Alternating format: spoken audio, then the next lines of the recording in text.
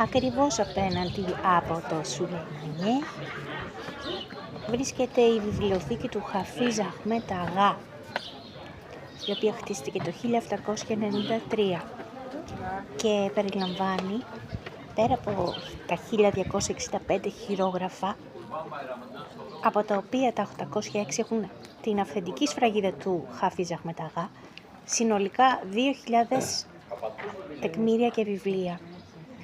Το συγκρότημα αυτό, Κιουλιγέ, που στεγάζει τη βιβλιοθήκη, είχε και δύο οικοδομήματα στο ισόγειο και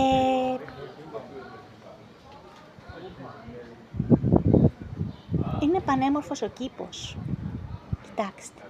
Κοιτάξτε και το βοτσαλωτό δάπεδο, χαρακτηριστικό στα Δωδεκάνησα και στη Ρόδο. Και βλέπετε τα μούσμουλα, υπέροχα παιδιά τα φρούτα, τα μούσμουλα και υπέροχα τα λουλούδια στην αυλή της βιβλιοθήκης του Χαφίζ Αχμέτ Αγά.